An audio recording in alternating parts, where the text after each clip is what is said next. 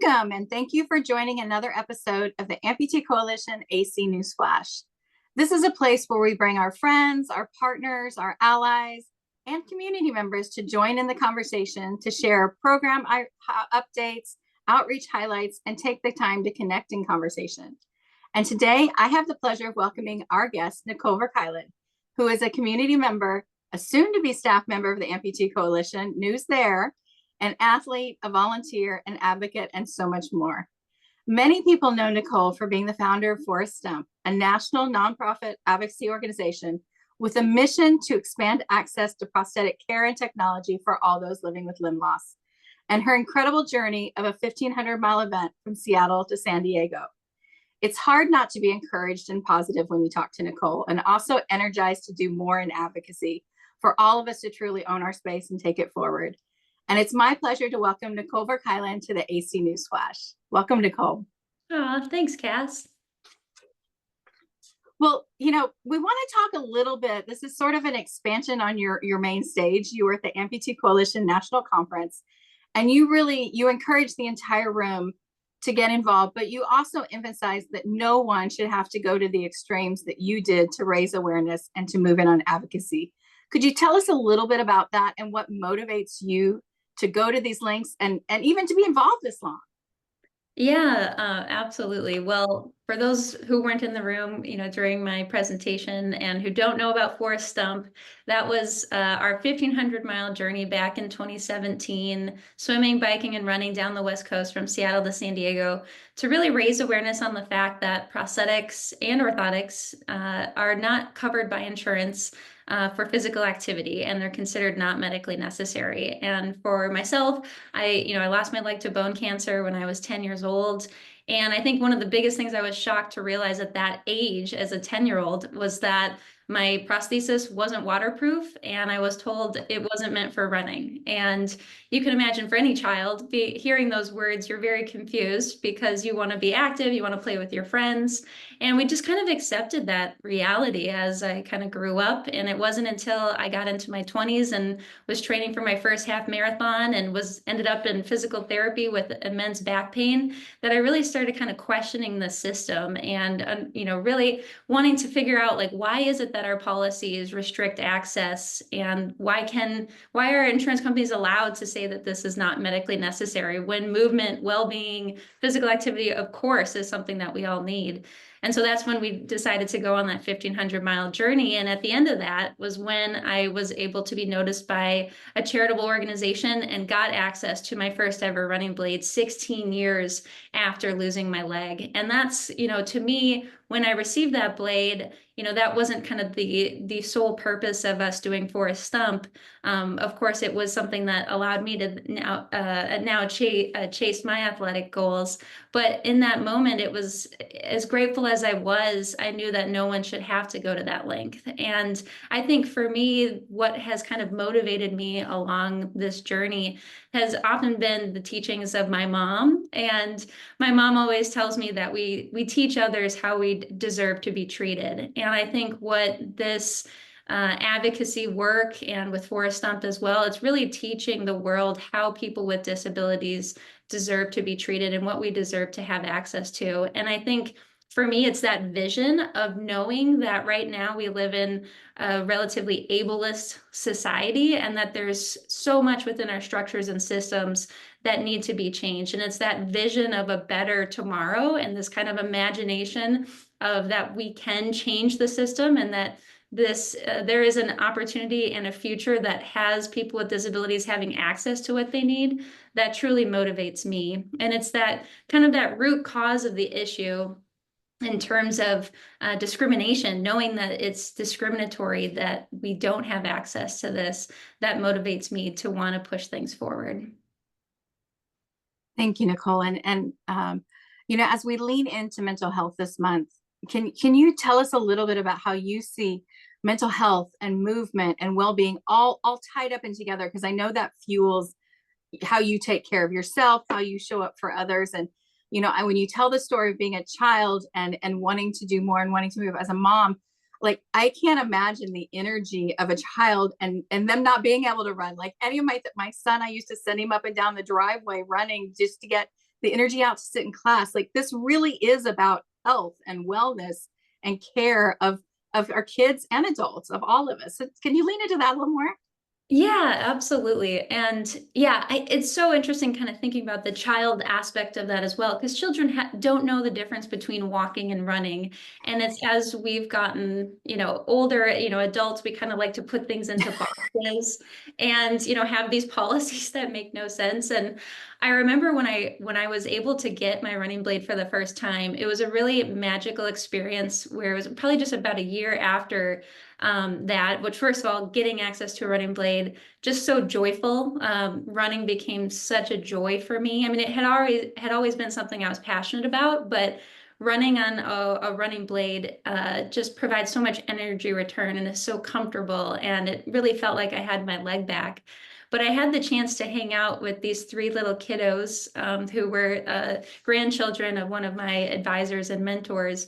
And they're like, Nicole, let's play hide and seek together. And I had at that moment to decide, like, okay, am I going to wear my walking leg for this, or am I going to wear my running leg for this? And so I decided to put my running leg on, and it was just so wonderful to kind of put myself back in that lens of being kind of a child, and them seeing like, yeah, there is no difference between walking and running, and everyone should have access to a prosthesis that allows them to just go about their daily lives and to be able to have access to that play and that joy.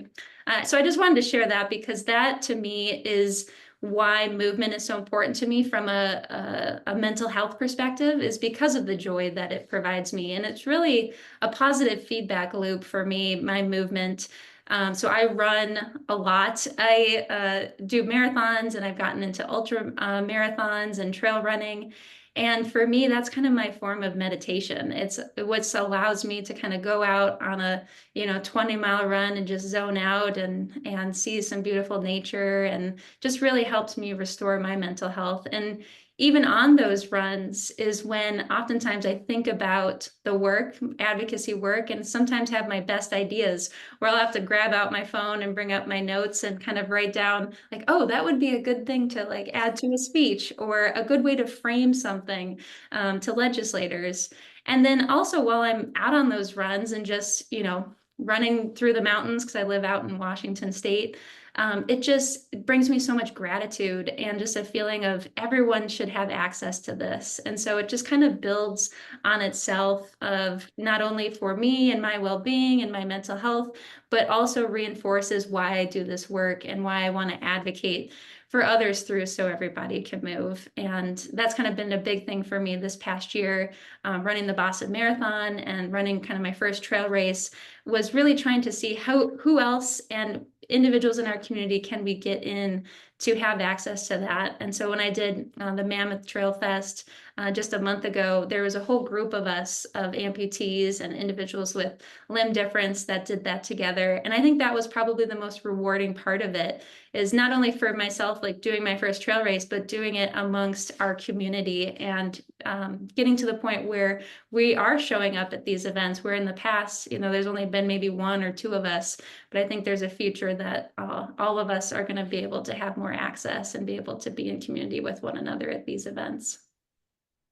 I love the tie-in, really to the movement and mental health, like that, you describing how you use that to think, to stress release, to really take care of yourself, because that transcends athlete doing marathons to, mom taking a walk kind of thing. Like, it's all levels of it. And that's really what our community members are asking for is, we hear people say, I'm not going to be a Paralympian, but I do want to move. I want to take a walk. I want to think about doing a 5K. I want just a little more, because I know that's healthier. And so tell us, I'm going to go off the cuff here a little bit, but tell us a little bit about, movement and mental health, and so everybody can move, and how that wraps up the whole picture, that it's not just about athletes that we see on TV, and how that applies to everyone, increasing access.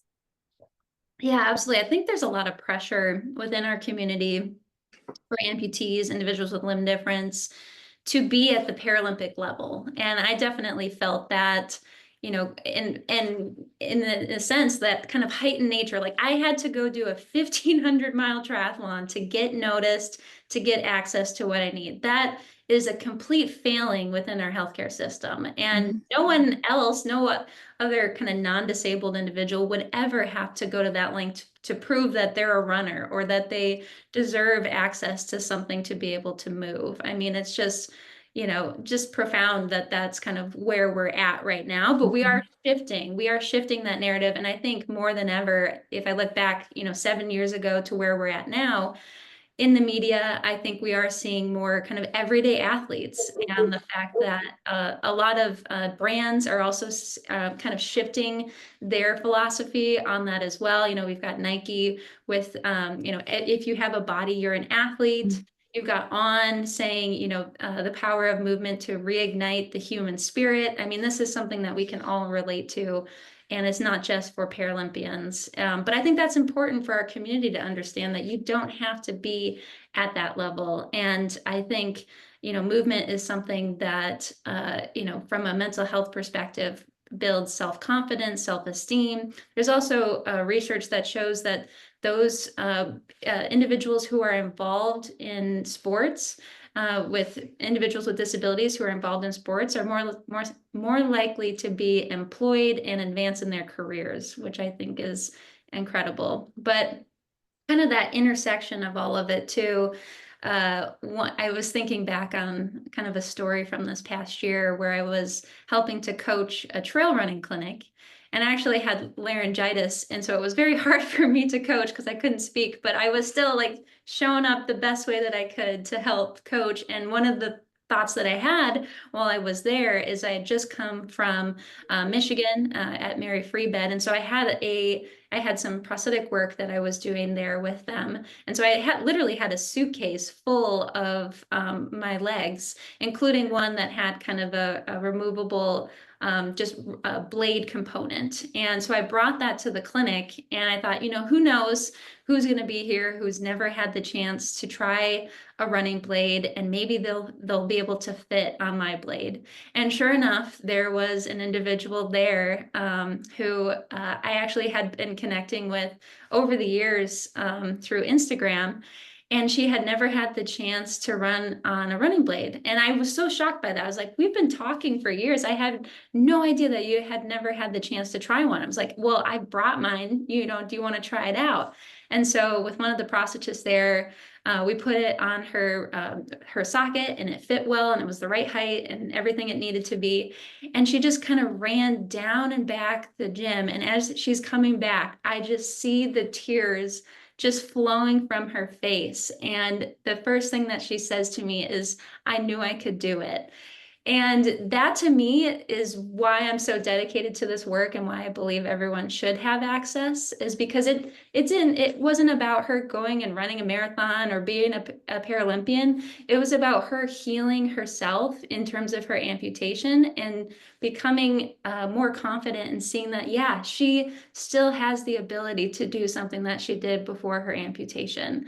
And even if that's all she does, even if it was just that run down the gym and back that has healed her, that's amazing. And yeah, I think that's why it's so important, the work that we're doing, and why other people should have access to prosthetics and the work that we're doing with So Everybody Can Move. Well, Nicole, thank you for your inspiration, for your really inspiring us to connect movement and access and mental health and all of it together, really tying it all together, because we know that it is. We know that every day people need to be able to move. They need to be able to take care of themselves. And we know every day that unfortunately we still have to advocate in this space. And thank you for your leadership there in taking this forward. Anything else you'd like to share as final remarks? Yeah, I think just something I kind of wanted to share in terms of kind of what keeps us all motivated and inspired. And I think it's really celebrating those small wins. And I know, keeping the vision for that this can be accomplished, but I think along the way, we really have to celebrate the work that we're doing to move this forward. And So Everybody Can Move is an incredible team of individuals, hundreds of advocates, and our state leaders all across the country. And every single day, there is some sort of small win that's happening, whether it's talking to a legislator, getting them to sponsor a bill, recruiting another advocate to the team, or this weekend, for example, Kyle Stepp will be leading a mobility clinic in New Mexico. And just this morning was on a call with Terry Cuffle in Minnesota, where the policy that was enacted this past year is now being implemented by the state Medicaid office and is being written into policy. So there's just so much to celebrate along the way, and just want to keep people kind of focused on celebrating the small wins in this kind of long journey of working towards progress for the disability community.